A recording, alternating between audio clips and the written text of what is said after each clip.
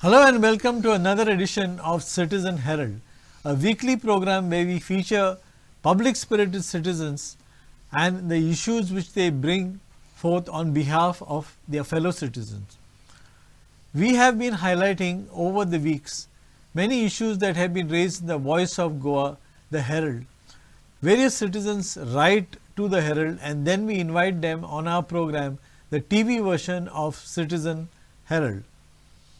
This week we have again citizen Vinay Dwivedi. Welcome to the program. Thank you so much for providing a platform again. Yeah. And it's a real pleasure to come to the Herald office and put forth my views on what is right and what is wrong with Goa. Yeah. I'm in love with Goa, and Yeah. like I told you, I've never given up on the land. Yeah. Okay. So basically the second issue that you have highlighted with regard to your in your letter to the Citizen Herald is basically the model of development. Now you have said it is called as a model of Vikas, or it is a large scale development which has been thrust on the people.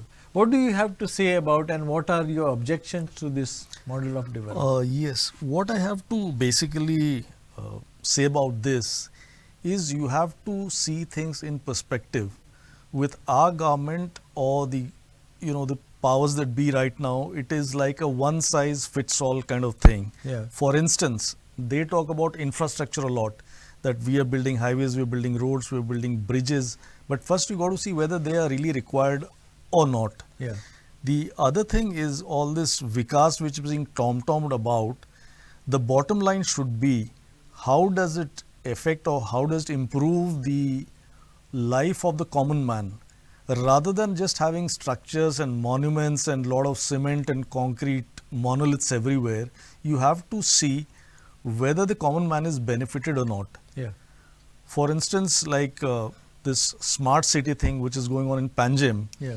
I think if Panjim was to be left, if I may use the term, a dumb city as it was earlier, things would have been much better for the common man. Yeah.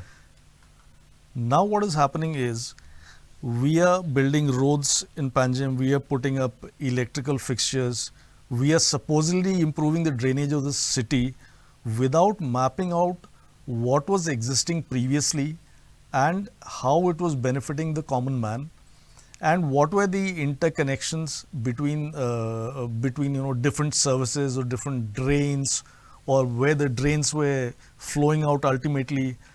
I'll give you a small example. So just before you proceed, I think first what you are saying is basically there should be planning and mapping of what is the work that you are going to undertake. Yes, the planning has to be there. Planning comes on the work which you are going to do, but use the word mapping, which is, I think, is a very correct term. Mapping whatever exists or whatever has existed beforehand, before the new works were taken up.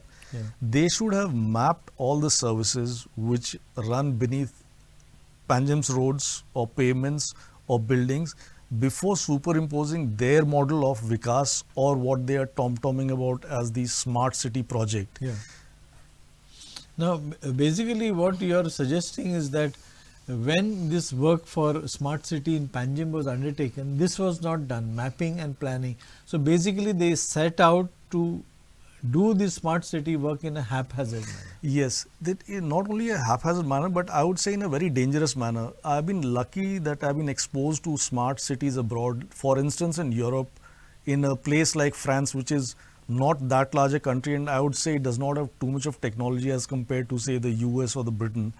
I have seen what a smart city works on. A smart city is basically something in which all your services, whether gas services, electricity, internet, cables, oil, all of these are are digitized and put on a grid, so that sitting in a central control room, one single person can see what is happening in the whole city. If there is, for instance, like here, if you have a transformer fire or there's a cable fault, you have to rush people and actually find out to detect, where the fault lies and then try to repair it. But in France, what I've seen is everything is on the grid. So you don't even, one single person within a matter of say 2 minutes, he can make out where the fault lies, where if there's a buried internet cable which has been damaged by some construction, or if there is a fire in some electrical major cable, it can be in most cases, it can be put right just by the person who is sitting in the control room, because he has all the information, all the existing services right on his fingertips. So he doesn't have to rush about or order people that, oh, you go there, you go to the left, you go to the right and find out what the problem is. So smart city, first of all, is that you should have everything at your fingertips, digitized and at a central location. So basically in your reading of the newspapers or all the pronouncement made by the smart city, have you ever heard of the word digitized or grid in the smart city? No, work? that is something which I want to stress on. Everything like what I have seen and encountered here is very ad hoc. It is they're using the word smart so brazenly and in such a wrong fashion. There's nothing smart about Panjim. Like I told you earlier, I think if Panjim was left to be a dumb city, it would have been much better for the citizens. Yeah. I've never heard this word of digitization, centralization, or putting all the services on a central grid. So basically when you are talking of the word smart, it actually refers to digitization and basically electronically or digitally monitored services. Yes, it is. Everything is digitally monitored, and a lot of things can be put right just by one person. You don't even require much of manpower for that. Only one person sitting in a central area is controlling the whole city, and there's very less, like I said, very less manpower which is to be wasted, I would say, for putting right anything which has gone wrong with the city. Yeah. And that is not the case here. Here it is like ad hoc, okay, do this because there's G20, put up the roads. Okay, put a new drain because people are complaining about some foul smell in a drain, or there's a manhole overflowing. So put a new drain without knowing that there's already a Portuguese era drain running and functioning pretty well at the area where you want to put a new drain. It must be some localized issue due to which there is a manhole overflow, maybe it's an overload, or there is something at the residence end which is the problem. So everything is ad hoc here, and the smart city thing, I think it's a total sham. It's a waste of public resources, waste of taxpayers' money. Nothing is mapped, nothing is planned. It is just the word which is bandied about is like smart, smart, smart. Now, in your April 10th letter on Citizen Herald, where you mentioned about the smart city, you have said that it is ill planned, it is badly executed, and there is shoddy infrastructure work.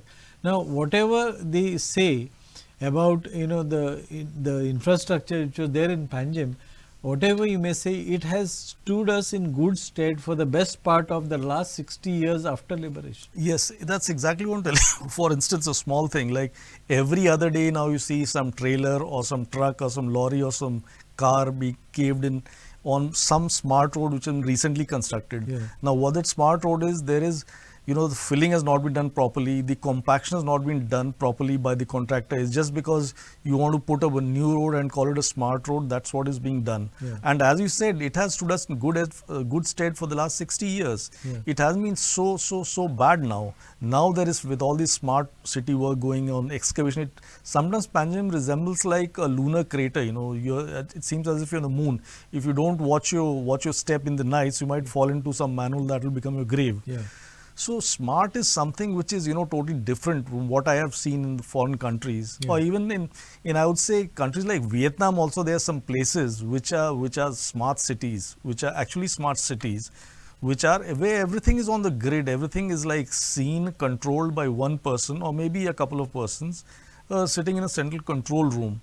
And over construction is something which I have particularly seen in Panjim and in Goa. The stress on so-called infrastructure, we mentioned, and in the last episode we talked about the Western Bypass also. A lot of unnecessary things are being done in the name of making the city smart. I really don't know what is, I can't pinpoint in one thing by which I can say that yes, Panjim has smartened up now, it has improved. And now the worst part is, the people, the mayor and the deputy mayor, they're washing their hands off the whole thing. They say, we are mayors, but we don't have any control over the contractors. What I'm saying, if you're the political heads, when it comes to like raising taxes, recently the house tax and the garbage tax was raised in Madgaon. I paid it yesterday and I was very cross about it. So you are very particular that you are the powers that be to, you know, decide on how much taxes the citizens pay. And but there when is it's also punitive action. and there's punitive action also. If you don't pay, there'll be this much fine, that much fine, and it's our taxpayers' money which is going into smart city. But they make it sound as if they are spending from their own pocket, the political class. Yeah. And when it comes to accountability, there's hardly zero, not hardly, I would say there's zero accountability. This very instance which I mentioned about the deputy mayor and the mayor of Panjim washing their hands, they say, oh, we don't have control over this, we don't have control over the agencies, we have to wait for instructions, so we can only request them. This is, I think, it's almost criminal negligence, which should not be the case at all. Yeah. Now, so this is the situation on the ground as far as the smart city is concerned, where every second day this road is closed, this road is dug up, and one is in for a surprise. And the worst thing is that there are no safety precautions which are taken, even from the point of view of putting signboards. Yes, you are very correct. Even signboards, illuminated signboards, or even a string of LED lights or diversions also not marked. So if I'm say driving down my car on road A, suddenly I find there is a cave-in just ahead of me. Had it been a smart city, everyone would have known that there is a problem there, if it had been an actual smart city. So there's no signage, there's no diversion. They could have even just put up a small string of LED lights that this is a danger area or this is out of bounds. So that I have seen is not being done in Panjim. It is like everyone is sleeping now. It's just smart city is only for the papers and for the common folk, and now this G20 thing happening, and G20 also, everything is it just boils down to optics and politics. Yeah. That use big words, infrastructure, smart city, vikas, achhe din, all of this. It's only politics and optics, nothing else. Yeah. And it's the taxpayer, the poor taxpayer, who's paying from his own pocket. Like the small instance which I gave of the garbage fees which I paid yesterday in Margam, it was raised 50%. Oh. But it's either going into the pockets of politicians or the contractors, and whatever is happening on the ground is either wrong or it's not being done in a proper manner and is of absolutely no benefit to the common man. It hasn't improved. You are from Panjim, or you can ask anyone in Panjim how this smart city project has improved life in general for the common man. Yeah. You have the same jams, you have the same overflowing sewers. If it were to make a smart city, the first thing they should do is remove all the casinos which are discharging so much of sewage into the river Mandovi, and plus there are industries also which are discharging effluents into rivers and water bodies which are killing our rivers. They should do that first, prepare a good foreground, and then undertake all these works, and they should be held accountable somehow. What they do is they just pass the buck on that, oh, we don't have the authorities, X has the authority. If you ask X, he'll say no, Y has the authority. If you ask Y, say no, I have to ask the center, what the government of the center says. So there's no accountability, and the common man has virtually no powers. It's like George Orwell's 1984, I would say. Yeah. Okay. So now, we are in the month of April, and in your letter on Citizen Herald, you have forecast, and these are the words that you have written. It is certain that a cratered Panjim, which resembles a World War II bombed out zone, is going to face the worst ever floods in the coming monsoon. The Aam Aadmi be damned, the government shall forever be in pursuit of vanity endeavours to cover itself in a cloak of imagined glory. Now, the flooding of Panjim is a reality, and for years together they have been fighting. Now, what you are suggesting is that there will be even worse floods this year, given that they have interfered with the underground drainage system. Yes, that's what I mean to say. The Panjim has been like, there have been floods in Panjim for the past so many years, as far as I can remember. But now things are going to get worse. Plus, your roads are already, the quality of the roads you have seen here, which are being built under the smart city program, there is no compaction.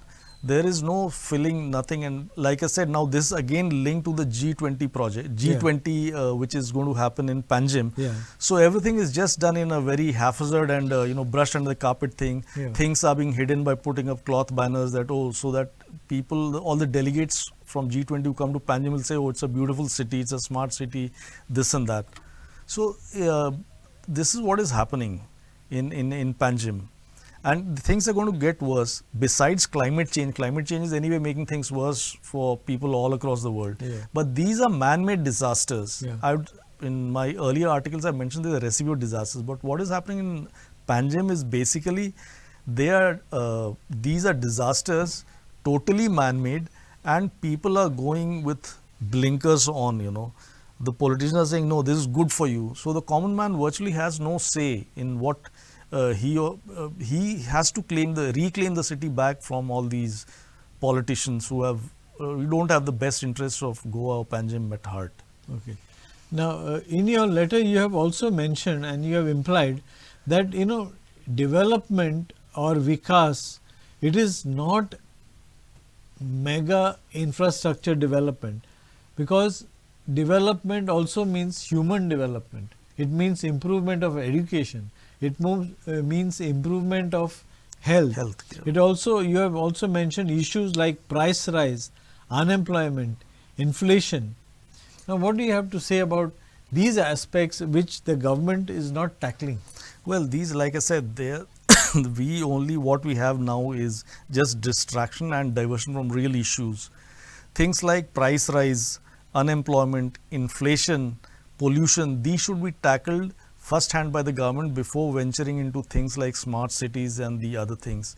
Now, to give a very small instance, when we go abroad, our ministers, they proudly proclaim that 80 crore people of India are being fed by the government via its free food and food subsidy schemes. Yeah. That is something we should be ashamed of, rather than tom-tomming from the pulpit that 80 crore people the government is feeding. It is because so many people are below the poverty line, they can't live without government subsistence. Yeah. So instead of stressing on things like smart cities and all, you should now first look at the smart villages. You should start with the village first and then improve the lot of the common man. Smart is only smart when the common man rises. It is smart is not about physical construction or infrastructure or all of these things. Whenever a common man wants to talk about like unemployment or price rise and all, there are various things staged by the government and distractions, so that your mind is taken away from that. And the worst part is now the media is also in the total grip of the government. So the media is just an echo chamber for the political masters. So the main issues are all drowned out. And we have all these things like, we look tiger there, we brought leopards from there, and now tiger population increased. Yeah. So what has this got to do with the life of the common man? I fail to understand. Yeah. Or we have done this, we are the fifth largest economy in the world. They don't mention that in terms of, if you look at economy in terms of GDP, we are somewhere in the 128th or 129th country. Yeah. But for the public, they are fed that we are the fifth largest economy of the world, which itself is a bunch of lies. It is not actually that. But no one has the time to, analyze these kind of things. Yeah. I do it because I have the time. So these kind of things, everything, whether it's smart city or any development, it should be tied with human development. Yeah. There should be education. Now, if you see in the budget, the education budget has been cut.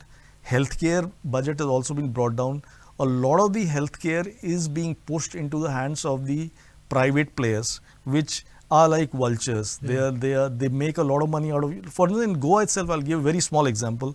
Now there is a law being enacted that what these private players are doing, if they take in a patient, they will exhaust all his funds, whatever, if he's covered in the Deen Dayal health scheme, and then they'll push the patient on to the GMC, because they have extracted all the money out of the patient. So they should stress on basic healthcare infrastructure. In my village, for instance, in Benolim, there are hardly 1 or 2 doctors. If there's any emergency, we have to rush to Margaon. And Benolim is such a heavy tourist spot. In spite of that, there are just a couple of doctors, and they are not even specialists. So they should stress on basic facilities before talking about these. Even this, for instance, this new Zuari bridge. Why is it needed? It's not needed at all. Yeah. So instead of stressing on these useless things, these are not signs of progress. Unless the life of the common man improves, you cannot call anything a progress. Yeah. So that should be the least common denominator, I would say. Yeah. And after that, if you have managed to improve the life of the common man, then you can jump on to, say, bridges and roads and all of the other stuff which you talk about. Okay. Now, a small correction I would like to make, because you mentioned about the media. It is actually, it should be, qualification should be sections of the media, because there are some media, especially like, the Herald and Herald TV, which basically, if you have seen all our headlines, they are basically taking up the issues of the people, basically to do with crime, basically to do with, land grabbing. Yes. Most of the issues which actually, and we make it a point that there is no free publicity or no publicity. Yes, I would agree with that. When I speak of the word, when I use the word media, it's more in a broad sense. Yeah. In the sense like the national media or the national TV channels, if you say, all they do is just echo his master's voice, whatever the top people. Herald has been doing excellent work, I would say. That's why I write the maximum of letters to the Herald, because like I said, if I write about 10 issues to the Herald, at least 3 of them get solved. So Herald is, of course, an excellent example of what, if you have a vigilant press, it can make, even if it makes like 5% of difference to a common man's life, that is a big plus, I would say. Basically, we attempt to be like the sounding board, of course, with the help of citizens who raise these issues. We are like a sounding board to the government, because if we praise and tom-tom about the government, there is, we are not fulfilling our responsibility as the fourth pillar of democracy, and we are not acting as policemen to tell the government where it is going wrong. And I think the government would also appreciate that there is some section of the media which shows them the mirror. Yes, you should speak truth to power, as they say. The role of the media is that, and as I'd never mince words. Democracy is non-existent in India now. There's hardly any democracy to speak of. Everything is like it's a one-man show, and whatever he wants is being followed. But of course, Herald has been doing a great job, and he's raising local issues. Even like I said, if 2 out of 10 issues get resolved by some kind of citizens' effort or efforts by papers like the Herald and other papers, it counts for something. And we should never give up. We should not say, oh, the government won't listen to us. We should keep on chipping away. If we make at least, even if, like I said, even if a 7 to 8 or 10% difference to a common man's life, we should count that as a big plus in this time of authoritarianism. In fact, actually, that was my next question to you. When, you have been contributing and documenting, about public issues and, things which are of public concern. I want you to address our, public spirit citizens to what message would you like to give them, especially when there are strong governments which we have seen over the last few years? Well, the message I would like to give is that people should be more aware of their rights. One thing, they should actively work towards improving the life of fellow citizens, and they should, I don't say they should be activists, but they should make conscious efforts. You can't put sit in some fancy chair or an air conditioned room and say, oh, this can't be done, that can't be done.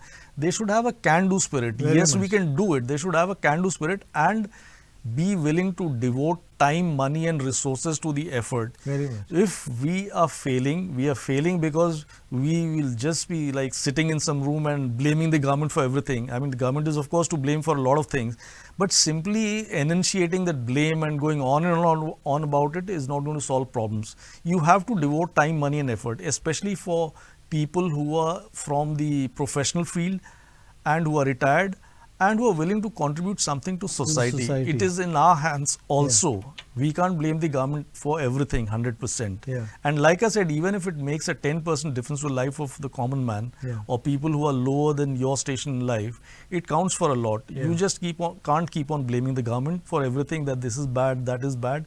You have to put your head down and at least work towards a solution, or at least try to work towards a solution. Very much. If you do that, I think at least 25% of the problems of this state And I don't know about the whole country, but at least 25% of this state will be solved. Of that, I'm very, very sure.